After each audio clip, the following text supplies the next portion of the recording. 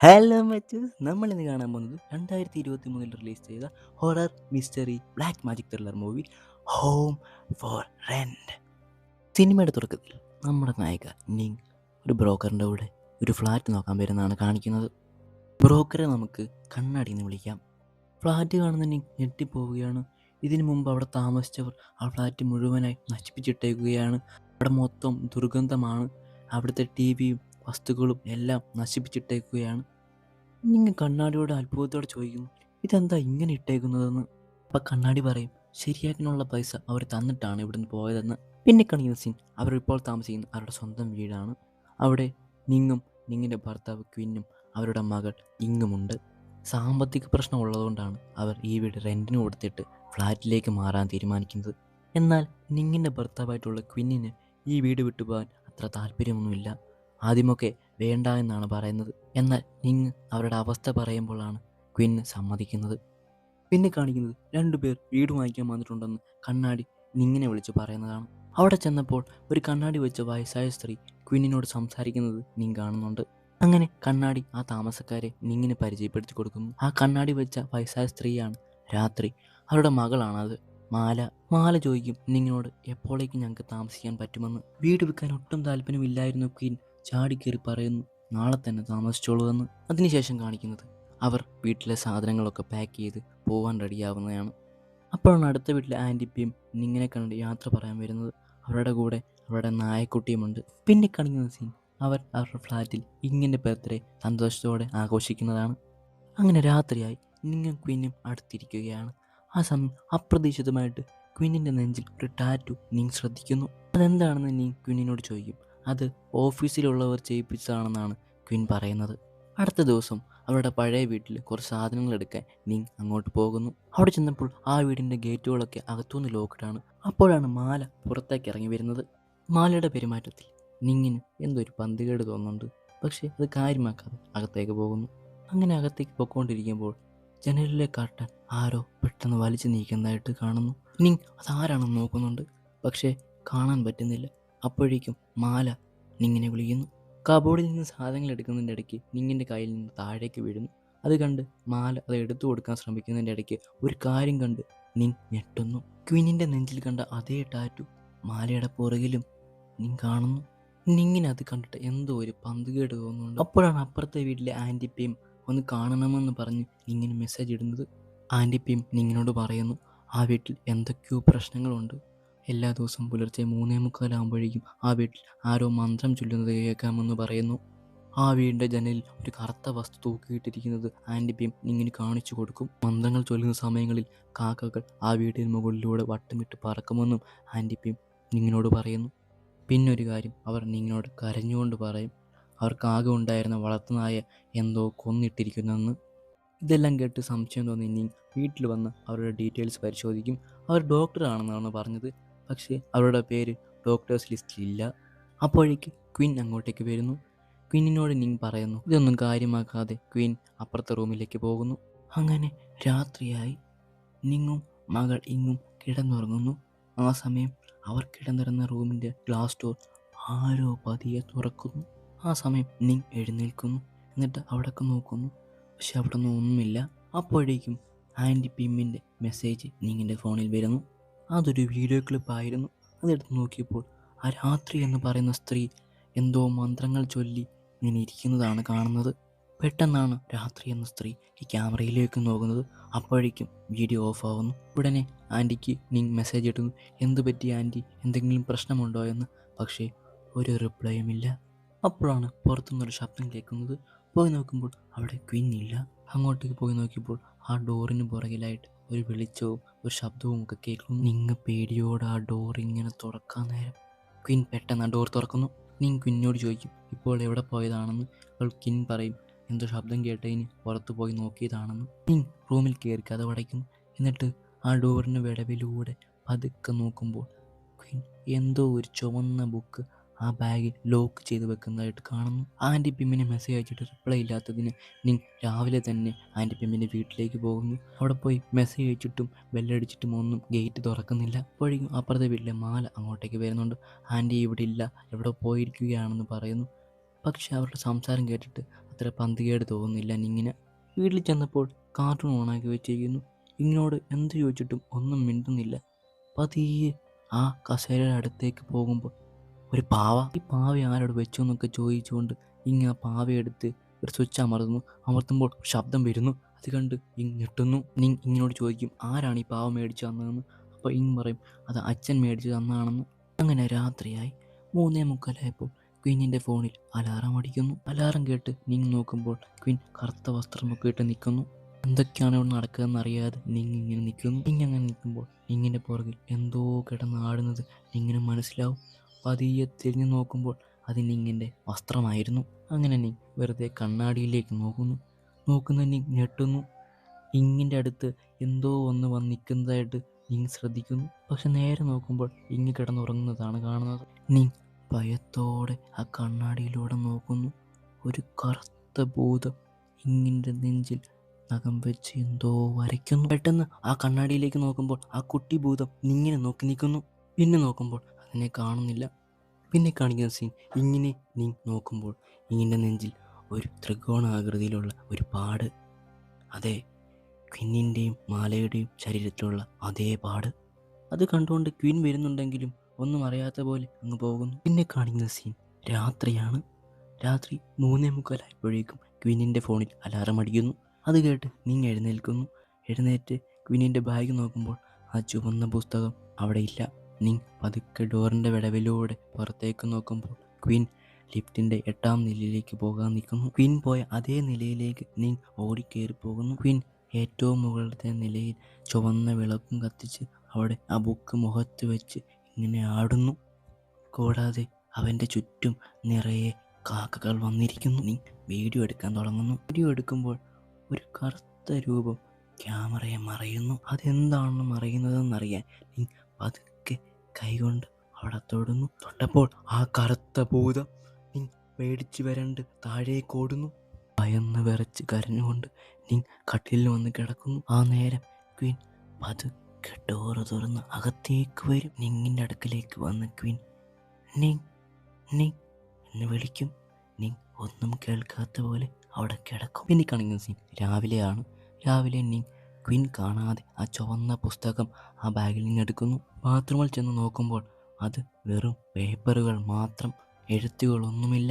അവിടെ എന്തെങ്കിലും ഒളിപ്പിച്ചു വെച്ചിട്ടുണ്ടോ എന്നറിയാൻ ആ കബോർഡ് തുറക്കുന്നു. ഞെട്ടിപ്പോകുന്നു. അവിടെ എന്തോ ആഭിചാരക്രിയ നടത്തിയതിൻ്റെ ലക്ഷണങ്ങൾ. ക്വീനിൻ്റെയും മാലയുടെയും ഇങ്ങിൻ്റെയും ശരീരത്തിൽ കണ്ട അതേ സിമ്പൽ. ഇതെല്ലാം കണ്ട് പേടിച്ച് ഇങ്ങനെയും കൊണ്ട് വേറെ സ്ഥലത്തേക്ക് മാറി താമസിക്കാൻ വേണ്ടി പോകുന്നു. അതറിയുന്ന ക്വീൻ ഇങ്ങനെ തടയാൻ നോക്കുന്നുണ്ടെങ്കിലും അതൊന്നും വകവെക്കാതെ അവിടെ നിന്ന് പോകുന്നു. ഇങ്ങനെ കിടത്തി ഉറുക്കിയിട്ട് തൻ്റെ കൂട്ടുകാരനായിട്ടുള്ള പോലീസുകാരൻ്റെ അടുത്തേക്ക് പോകുന്നു. അവിടെ വെച്ച് കൂട്ടുകാരൻ നിങ്ങളോടൊരു കാര്യം പറയുന്നു. രാത്രിയുടെ യഥാർത്ഥ പേര് അതല്ല, നപാപോൺ പൊങ്തേവ എന്നാണെന്ന്. കേട്ട് ശരിക്കും ഞെട്ടുന്നു. പിന്നെ തിരിച്ച് റൂമിൽ വന്ന് നോക്കുമ്പോൾ അവിടെ കാണുന്നില്ല. അവിടെയുള്ള ജോലിക്കാരോട് ചോദിക്കുമ്പോൾ അവളുടെ അച്ഛൻ കൊണ്ടുപോയെന്നാണ് പറയുന്നത്. പേടിച്ച് ഫ്ലാറ്റിലേക്ക് ഓടി വരുന്നു. അവിടെ കണ്ട കാഴ്ച കണ്ട് ശരിക്കും ഞെട്ടുന്നു. അവർ കിടന്നിരുന്ന ബെഡിനടിയിൽ ആ സിമ്പൽ രക്തത്തിൽ ആരോ എഴുതിയിരിക്കുന്നു. കാറുമായി പാഞ്ഞ് അവർ റെന്റിന് കൊടുത്ത ആ വീട്ടിലേക്ക് വരുന്നു. അവിടെ വന്ന് നോക്കുമ്പോൾ വീട്ടിൽ കണ്ട അതേ സിമ്പൽ ആ ഭിത്തിയിലുണ്ട്. അത് മാത്രമല്ല അവിടെ എല്ലാം ദുർമന്ത്രവാദം ചെയ്തതിൻ്റെ ലക്ഷണങ്ങൾ. പിന്നെ കാണിക്കുന്ന സീൻ കണ്ണാടിയുടെ കൂടെ അവരെ തപ്പി പോകുന്നതാണ്. അപ്പോൾ ഒരു കാര്യം കണ്ട് ശ്രദ്ധിക്കുന്നു. മറ്റുള്ളവരുടെ ദേഹത്തുള്ള അതേ ടാറ്റു അയാളുടെ കയ്യിലുള്ളതുപോലെ. എനിക്ക് ഛർദ്ദിക്കാൻ വരുന്നു, വണ്ടി നിർത്തുമെന്ന് പറഞ്ഞ് അവിടെ നിർത്തുന്നു.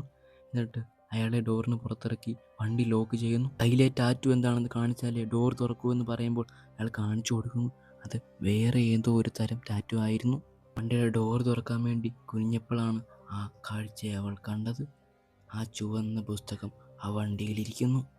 അപ്പോഴേക്കും അയാൾ ഗ്ലാസ് പൊളിച്ച് അകത്ത് കയറി കീഴ്പ്പെടുത്തുന്നു. അവിടെ നിന്ന് വേറൊരു സ്ഥലത്തേക്ക് ഒരു പെട്ടിയിൽ കയറ്റി കൊണ്ടുപോകുന്നു. പിന്നെ കാണിക്കുന്നത് 11 മാസങ്ങൾക്ക് മുമ്പുള്ള കാര്യമാണ്.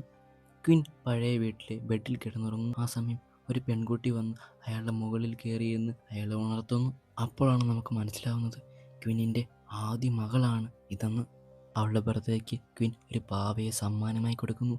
ഈ പാവയാണ് ഇപ്പോൾ ഇങ്ങിൻ്റെ കയ്യിലുള്ളത്. അവർ പുറത്തേക്ക് പോകാൻ റെഡിയാവുന്നു. ക്വീൻ കുട്ടിയോട് പറയും, പോയി ഫ്രഷ് ആയിട്ട് വരൂ, നമുക്ക് പോകാമെന്ന്. പിന്നെ കാണിക്കുന്നത് കുളിക്കാൻ വേണ്ടി കുട്ടി ഹീറ്റർ പവർ ഓൺ ചെയ്യുന്നതാണ്. ആൻഡ് ലൈറ്റ് ഇങ്ങനെ മിന്നുന്നതും കാണിക്കുന്നു. പിന്നെ കാണിക്കുന്ന സീൻ ആ കുട്ടിയുടെ മരണാനന്തര ചടങ്ങിൽ ക്വിൻ ഇരിക്കുന്നതാണ്. ആ കുട്ടി ഷോക്കേറ്റ് മരണപ്പെട്ടു. പിന്നെ കാണിക്കുന്ന സീൻ മകൾ നഷ്ടപ്പെട്ട ക്വീൻ ഒരു ഭ്രാന്തനെ പോലെ ഇരിക്കുന്നതാണ്. തന്നെ ചിരിക്കുകയും പണ്ടത്തെ അവരുടെ വീഡിയോകൾ കണ്ട് സന്തോഷിക്കുകയും ചെയ്യുന്നു. ആ പാവയെ സ്വന്തം മകളെ പോലെ അവിടെ പരിചരിക്കുന്നത് കാണിക്കുന്നു. അപ്പോഴാണ് നിങ് അങ്ങോട്ടേക്ക് വരുന്നത്. നിങ്ങിന് വീട് മാറി വന്നതാണ്. നിങ്ങിൻ്റെ മുഖത്ത് കരിയിരിക്കുന്നത് ക്വിൻ ശ്രദ്ധിക്കുന്നു. അങ്ങനെ ടിഷ്യൂ പേപ്പർ കൊടുക്കുന്നു. അങ്ങനെയാണ് അവർ അറിയുന്നതും പിന്നെ വിവാഹം കഴിക്കുന്നതും ഇപ്പോഴത്തെ ജീവിതം നയിക്കുന്നതും. ക്വിൻ ഇങ്ങനെ കാണുന്നത് അവളുടെ മരിച്ചുപോയ മകളെ പോലെയാണ്. അവൾ പെരുമാറിയ പോലെയൊക്കെയാണ് ഇങ് പെരുമാറുന്നതെന്ന് ക്വിൻ ശ്രദ്ധിക്കുന്നു. അപ്പോഴാണ് രാത്രിയും മാലയുമൊക്കെ അവളുടെ വീട് വാങ്ങാൻ അങ്ങോട്ടേക്ക് വരുന്നതും. വീട് കണ്ടുകൊണ്ടിരിക്കുന്ന രാത്രി ബാത്റൂമിലേക്ക് നോക്കി ക്വിന്നിനോട് ചോദിക്കും, ഇവിടെ വെച്ചാണല്ലേ എൻ്റെ മകളെ നിനക്ക് നഷ്ടപ്പെട്ടത്? അത് കേട്ട് ക്വിൻ ഞെട്ടുന്നു. അപ്പോഴാണ് ക്വിന്നിൻ്റെ കയ്യിലേക്ക് രാത്രി ആ ചുവന്ന പുസ്തകം എടുത്ത് കൊടുക്കുന്നത്. അങ്ങനെ രാത്രി ക്വിന്നിനോട് പറയും, നിനക്ക് നിൻ്റെ മകളെ ഞാൻ തിരിച്ചു തരാം, പക്ഷേ ഞാൻ പറയുന്ന കാര്യങ്ങളൊക്കെ അതേപടി ചെയ്യണമെന്ന്. അങ്ങനെ ക്വിൻ ഒരു ദിവസം രാത്രിയുടെ അടുക്കലേക്ക് പോകുന്നു. അന്നേരമാണ് നിങ് അങ്ങോട്ടേക്ക് വരുന്നത് സാധനങ്ങൾ എടുക്കാൻ. ആ കർട്ടൻ പിടിച്ചു മാറ്റിയതും ഒളിച്ചു നിന്നതും ഒക്കെ ക്വിന്നായിരുന്നു. ഈ സീനാണ് നമ്മൾ തുടക്കത്തിൽ കണ്ടത്. അങ്ങനെ ആദ്യമായി രാത്രി പറഞ്ഞതുപോലെ ആ ദുർമന്ത്രവാദം ക്വിൻ ചെയ്യുന്നു. അന്നേരം അവൻ്റെ മുകളിലൂടെ 100 കണക്കിന് കാക്കകൾ വട്ടമിട്ട് പറക്കുന്നു. അങ്ങനെ രാത്രി ക്വിന്നിന് വിശ്വാസമാകുന്നു. അങ്ങനെ രാത്രിയുടെ അടുക്കൽ ക്വിൻ പോയി കരഞ്ഞു പറയുന്നു, എനിക്ക് എൻ്റെ മരിച്ചുപോയ മകളെ വേണമെന്ന്. രാത്രി പറഞ്ഞതനുസരിച്ചാണ് ആ നീല പാവയെ ക്വിൻ ഇങ്ങിന് കൊടുക്കുന്നത്. നിങ് വീട്ടിൽ കണ്ട ആ മന്ത്രവാദ കളങ്ങളെല്ലാം ഒരുക്കിയത് ക്വിന്നായിരുന്നു. പിന്നെ ഒരു ദിവസം മന്ത്രവാദം ചെയ്തതിൻ്റെ ഇടയ്ക്ക് ഒരു കുഞ്ഞു കുട്ടി അവിടെ വന്നിരിക്കുന്നു. പക്ഷെ അതിൻ്റെ മുഖം കാണുന്നതിന് മുമ്പ് അത് മാഞ്ഞു പോകുന്നു. കാരണം നിങ് അങ്ങോട്ട് വരുന്നതും ശബ്ദമുണ്ടാകുന്നതും ഒക്കെ അപ്പോഴാണ്. രാത്രി അങ്ങനെ ക്വിന്നിനോട് പറയും, എനിക്ക് ഉടനെ തന്നെ ഇങ്ങനെ കാണണം. ആ സമയത്താണ് ഭയന്നു പോകുന്ന നിങ് ഇങ്ങിനെയും കൊണ്ട് വേറെ ഫ്ലാറ്റിലേക്ക് പോകുന്നതും താമസിക്കുന്നതും. നിങ് പോലീസുകാരൻ കൂട്ടുകാരനോട് സംസാരിക്കുന്ന സമയത്താണ് ക്വിൻ അങ്ങോട്ട് വന്ന് ഇങ്ങിനെയും കൊണ്ട് അവിടെ നിന്ന് പോകുന്നത്. അത് കഴിഞ്ഞ് കാണിക്കുന്നത് ക്വിൻ ഇങ്ങിനെയും കൊണ്ട് പഴയ വീടിനടുത്തേക്ക് വരുന്നു. അപ്പോൾ ക്വിന്നിനൊരു മെസ്സേജ് വരുന്നു, പഴയ വീട്ടിലേക്കല്ല, ആൻറ്റി പിമ്മിൻ്റെ വീട്ടിലേക്ക് വരാൻ. പിന്നെ കാണിക്കുന്നത് ക്വിൻ അവൻ്റെ കൈ മുറിച്ച് ആ രക്തം കൊണ്ട് ഇങ്ങിൻ്റെ നെറ്റിയിൽ ആ സിമ്പൽ വരയ്ക്കുന്നതാണ്. ക്വിന്നിനോട് രാത്രിയും മാലയും പറയുന്നു ഇങ്ങനെ തന്നിട്ട് താഴേക്ക് പോയിക്കോളാൻ. ഇങ് താഴേക്ക് പോകുന്നു. അപ്പോൾ ആ ബാത്റൂമിൻ്റെ അപ്പുറത്തായി ആരോ നിൽക്കുന്നതായിട്ട് ക്വിൻ കാണുന്നു. ക്വിൻ അടുത്തേക്ക് പോയിട്ട് അവൻ്റെ മരിച്ചുപോയ മകളാന്ന് വെച്ച് വിളിക്കുന്നു. പക്ഷേ ഡോർ തുറന്നു വന്നത് ആൻറ്റി പിം ആയിരുന്നു. ആൻറ്റി പിമ്മിൻ്റെ അടുത്തേക്ക് ക്വിൻ ചെല്ലുന്നു. എന്നിട്ട് എവിടെയായിരുന്നു ഇത്രയും കാലം, കാണുന്നില്ലായിരുന്നല്ലോ എന്ന് പറയുമ്പോൾ ആൻറ്റി പിം ഒരു കത്തിയെടുത്ത് ക്വിനിൻ്റെ വയറ്റിലേക്ക് കുത്തി ഇറക്കുന്നു. എന്താണ് ഇവിടെ സംഭവിച്ചെന്ന് മനസ്സിലാകാതെ ആൻറ്റി പിമ്മിൻ്റെ മുഖത്തേക്ക് നോക്കുന്ന ക്വിൻ ഞെട്ടുന്നു. ആൻറ്റി പിമ്മിൻ്റെ 2 കണ്ണുകളും വെളുത്തിരിക്കുന്നു. പെട്ടെന്ന് ആൻറ്റി പിം ക്വിനിൻ്റെ നെഞ്ചിലേക്ക് ചാടിക്കയറി അവൻ്റെ നെഞ്ചിൽ കത്തി കുത്തി ഇറക്കുന്നു. ഇത് കണ്ട് ഇങ് കരഞ്ഞുകൊണ്ട് ഓടി ക്വിൻ്റെ അടുക്കലേക്ക് വരുന്നു. ഇങ്ങിന് പുറകെ വന്ന മാല ഇങ്ങനെയും കൊണ്ട് മേലേക്ക് പോകുന്നു. അപ്പോഴാണ് വേറൊരു കാര്യം കാണിക്കുന്നത്. മുകളിൽ വലിയ പാവയെ കുഞ്ഞുങ്ങളെ പോലെ എടുത്തുകൊണ്ട് നിൽക്കുന്നു. അന്ന് ക്വിൻ കണ്ടത് അവൻ്റെ മകളെ ആയിരുന്നില്ല, അവരുടെ വീട്ടിൽ നിങ് കണ്ട ആ കറുത്ത ഭൂതത്തെയാണ്. താഴെ കിടക്കുന്ന ക്വിന്നിനോട് രാത്രി വന്ന് പറയുന്നു, ഇതൊന്നും നിൻ്റെ മകൾക്ക് വേണ്ടിയല്ല, എൻ്റെ മകൾക്ക് വേണ്ടിയാണ്. സത്യത്തിൽ രാത്രിയും മാലയും കണ്ണാടിയും ചേർന്ന് ക്വിന്നിനെ വീഴ്ത്തിയതാണ് ഇങ്ങിനു വേണ്ടി. ഇങ്ങനെ വെച്ച് മാത്രമേ അവർക്ക് അവരുടെ ഭൂതത്തെ പുറത്തു കൊണ്ടുവരാൻ പറ്റൂ. നിങ്ങും കുടുംബവും താമസിച്ച ആ ഫ്ലാറ്റിൽ ഇതിനു മുമ്പ് താമസിച്ചത് വേറെ ആരുമായിരുന്നില്ല, രാത്രിയായിരുന്നു. രാത്രി ചെയ്തത് ക്വിന്നിൻ്റെ മരിച്ചുപോയ മകളുടെ ആത്മാവിനെ ആ പാവയിലേക്ക് കയറ്റുന്നു. പിന്നെ കാണിക്കുന്നത് ഒരു കൊടൂരമായ ദുർമന്ത്രവാദമാണ്. എന്ന മന്ത്രം അവർ 3 പേരും കൂടെ ചൊല്ലുന്നു. അവർ ആ വീട്ടിൽ വെച്ചാണ് ആ പാവയിൽ നിന്ന് ആ ഭൂതത്തെ പുറത്തിറക്കുന്നത്. ആ ഭൂതമാണ് അന്ന് അവരുടെ ഫ്ലാറ്റിൽ ആ ജനൽ തുറന്നതും അവരുടെ വീട്ടിലേക്ക് കയറിയതും. അന്ന് ആ മന്ത്രവാദം ചെയ്ത വീഡിയോ ആണ് ആൻറ്റി പിം നിങ്ങിന് അയച്ചു കൊടുത്തത്. ആ കറുത്ത ഭൂതത്തിന് ആ പാവയിൽ നിന്ന് ഇറങ്ങണമെങ്കിൽ ഒരു ശരീരം വേണം. അതിനാണ് ഇങ്ങിൻ്റെ ശരീരം. ക്വിന്നിൻ്റെ കൈ മുറിച്ച് ഇങ്ങിൻ്റെ നെറ്റിയിൽ ആ സിമ്പൽ വരച്ചതുപോലെ തന്നെ രാത്രി അവരുടെ കൈ മുറിച്ച് ആ ഭിത്തിയിലുള്ള ഒരു വലിയ സിമ്പലിൽ മൊത്തം രക്തമാക്കുന്നു. പിന്നെ കാണിക്കുന്ന സീൻ വേറെ എവിടോ ഒരു മഴയത്ത് നീ നനഞ്ഞു കിടക്കുന്നതാണ്. നിങ്ങിൻ്റെ മൊബൈൽ ഫോൺ കുളത്തിലെറിഞ്ഞിട്ട് തിരികെ വന്ന് നോക്കുമ്പോൾ നിങ്ങിനെ അവിടെ കാണുന്നില്ല. നിങ് കാറിനടിയിൽ ഒളിച്ചിരിക്കുകയായിരുന്നു. കിൻ ഒരു സ്ഥലത്ത് ഒരു കത്രികയുമായി ഒളിച്ചിരിക്കുന്നു. ആ സമയം മാല അങ്ങോട്ടേക്ക് വരുന്നു.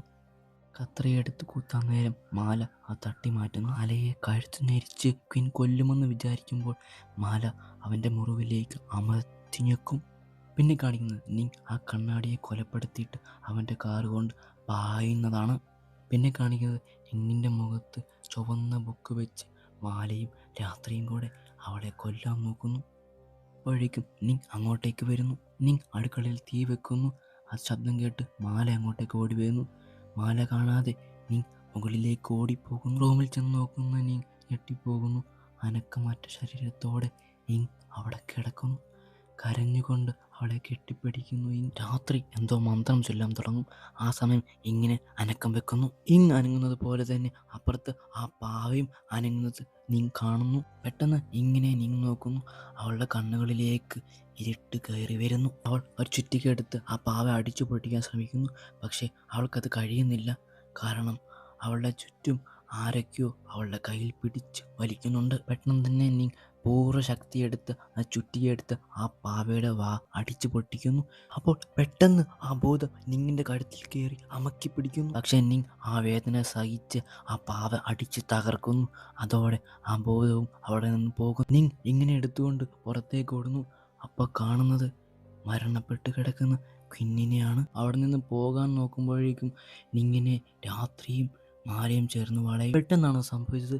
അവർ നിൽക്കുന്നിടത്തേക്ക് ആ മേൽക്കൂര ഇടിഞ്ഞ് താഴേക്ക് വീഴുന്നു. രാത്രി അനങ്ങാൻ പറ്റാതെ അവിടെ കിടന്ന് നോക്കുമ്പോൾ കാണുന്നത് ഇങ് എഴുന്നേറ്റ് പോയി ഒരു കമ്പിയെടുത്ത് മാലയുടെ തലയിലേക്ക് കുത്തിയിറക്കുന്നു. വൈകാതെ തന്നെ ഇങ് ആ ദുർമന്ത്രവാദി രാത്രിയുടെ അടുക്കലേക്ക് വരുന്നു. അവരുടെ ആ വെളുത്ത കണ്ണുകളിലേക്ക് ആ കമ്പി കുത്തിയിറക്കുന്നു. അപ്പോഴേക്കും പോലീസ് അങ്ങോട്ടേക്ക് എത്തുന്നു. പിന്നെ കാണിക്കുന്നത് നിങ്ങിനെയും ഇങ്ങനെയുമാണ്. അവർ ആശുപത്രിയിലാണ്. അപ്പോൾ ഇങ്ങിൻ്റെ തലയണയുടെ ഒരു പേപ്പർ കഷ്ണം കാണുന്നു. എടുത്തു നോക്കുന്ന നീ ഞെട്ടുന്നു. ഇങ്ങനോട് നീ മോളെ അച്ഛൻ എന്ന് പറയുമ്പോഴേക്കും മറുപടിയായി ആൻറ്റി എന്നൊരു വിളിയാണ് കേൾക്കുന്നത്. എന്നെ എന്തിനാ അങ്ങനെ വിളിച്ചതെന്ന് ചോദിക്കുമ്പോൾ അവൾ സോറി എന്നാണ് പറയുന്നത്. കരഞ്ഞുകൊണ്ട് നീ ചോദിക്കും ഇങ് എവിടെയെന്ന്. അപ്പോൾ അവൾ കരഞ്ഞുകൊണ്ട് പറയും ഞാൻ ഉറക്കമെണീറ്റപ്പോഴേക്കും ഇങ്ങിൻ്റെ ശരീരത്തിലാണ് എന്ന്. ഇത് കേട്ട് നിങ് പൊട്ടി കരഞ്ഞുകൊണ്ട് നിലത്തിരുന്നു പോവുകയാണ്. ഇപ്പോഴാണ് നിങ്ങിന് മനസ്സിലായത് ഇങ് മരണപ്പെട്ടുവെന്ന്. ഇപ്പോൾ ഇങ്ങിൻ്റെ ശരീരത്തിലുള്ളത് ക്വിന്നിൻ്റെ മകളുടെ ആത്മാവാണെന്ന്. ക്വിന്നിൻ്റെ മകൾ നിങ് കരയുന്നത് കണ്ട് പൊട്ടി കരയുന്നു. ക്വിന്നിൻ്റെ മകളെ കെട്ടിപ്പിടിച്ച് നിങ് കരയുന്നു. കാരണം അവളുടെ ഉള്ളിലുള്ളത് ക്വിന്നിൻ്റെ മകളുടെ ആത്മാവാണെങ്കിലും അവൾ കാണുന്നത് നിങ്ങിനെ തന്നെയാണ്. പിന്നെ കാണിക്കുന്നത് നിങ്ങും ഇങ്ങും സൈക്കിളിൽ പോകുന്നതാണ്. അപ്പോൾ നിങ് അവളുടെ കൈ പിടിച്ച് ചേർത്ത് വെക്കും. അപ്പോൾ അവൾക്ക് സന്തോഷമാവും. ഇങ് അവളെ കെട്ടിപ്പിടിക്കുന്നു. അങ്ങനെ ആ സൈക്കിൾ ഓടിച്ചുകൊണ്ട് അവർ രണ്ടും സന്തോഷത്തോടെ പോകുന്നു. അത് കാണിച്ചുകൊണ്ട് ഈ സിനിമ ഇവിടെ അവസാനിക്കുന്നു. ഈ സിനിമ നിങ്ങൾക്കെല്ലാം ഇഷ്ടപ്പെടുമെന്ന് വിചാരിക്കുന്നു. ഇതുപോലെ സിനിമകൾ കാണാൻ എൻ്റെ ചാനൽ സബ്സ്ക്രൈബ് ചെയ്യൂ, ലൈക്ക് ചെയ്യൂ, ഷെയർ ചെയ്യൂ. Okay bye. സിനിമ ടോക്ക് മച്ചു.